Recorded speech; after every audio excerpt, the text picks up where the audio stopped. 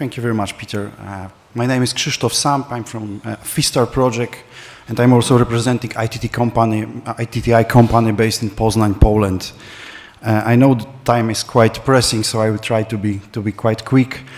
So it's FI project is mainly about let's say applying let's say FI-PPP phase 2 results in the healthcare domain, and the main let's say issue that we are working on is this so-called paradigm software to data, and I will elaborate on it a little in a moment to you.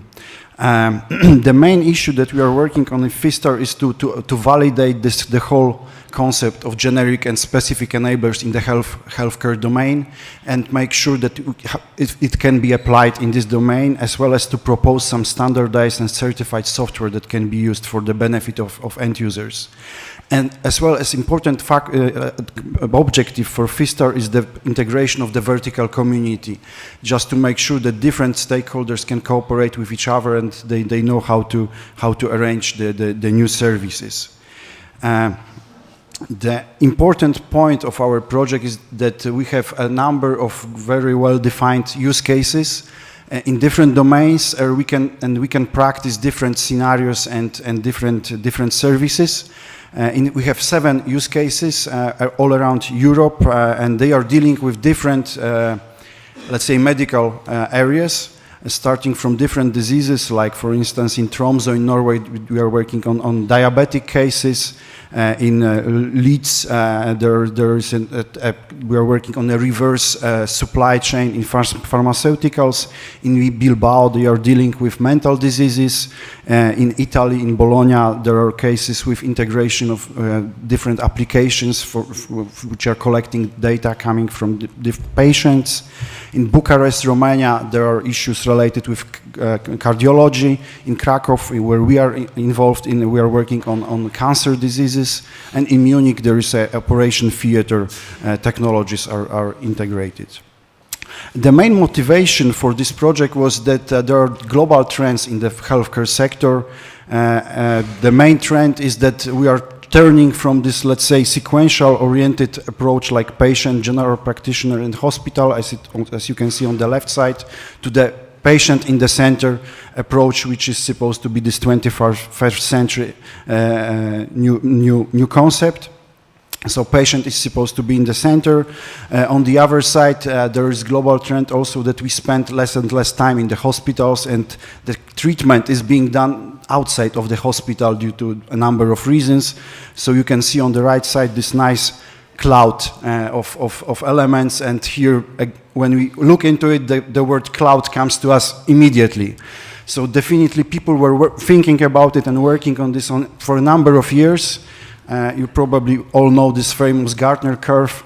So there was a lot of visibility on this issue on telemedicine, telecare. And when we started to work on the FI concept, we believed that we were just after this trough of disillusionment point. And as an evidence, it can be the example of the Google, who made a big project on the telecare, and and you can probably see it in this line. In January 2012, they decided to discontinue the project related to the using public cloud in health sector. And the main reason was, as Linda mentioned previously, was this lack of trust and also quite big legal barriers.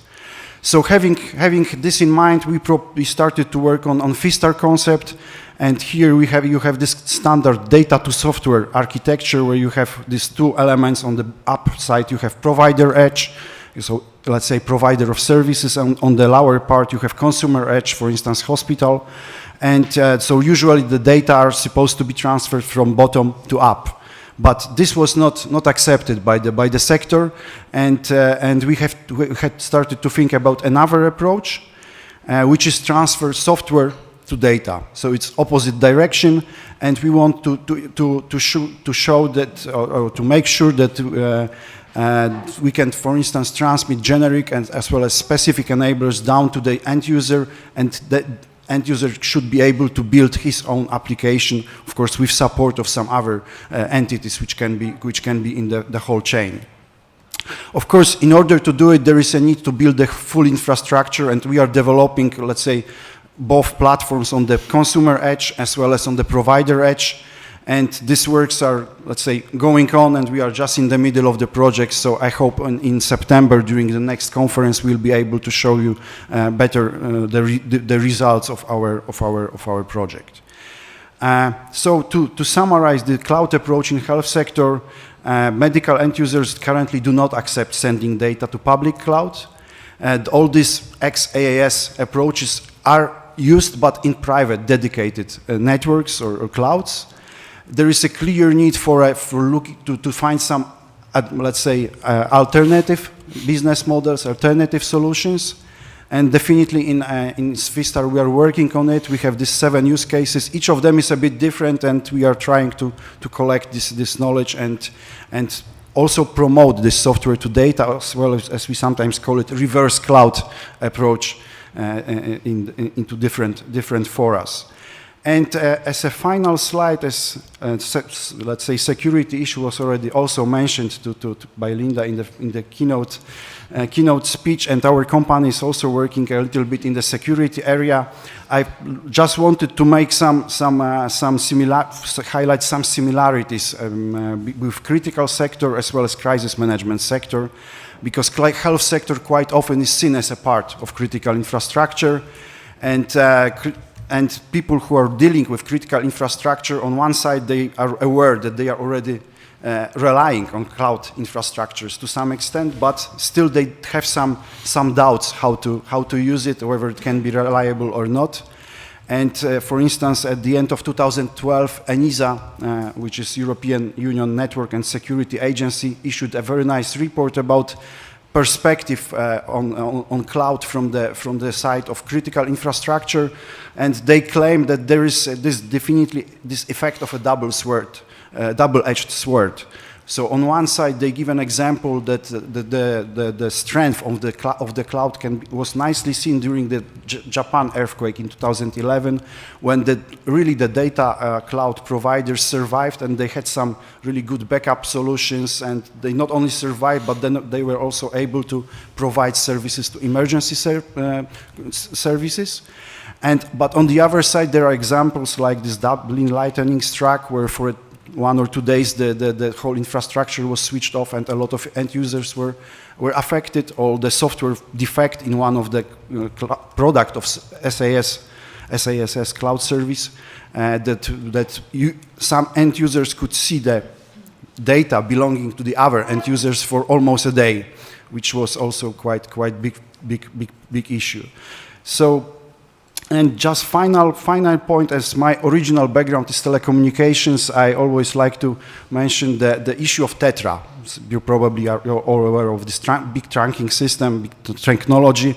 So since beginning of my career, I hear discussions whether we really need Tetra, because we have this very good GSM, then 3G, 4G networks, and the providers assure us that they are working very well. They can make all this prioritization, dedicated networks, etc. But still, when you talk to the people who are working in the emergencies, they still want to have this dedicated network.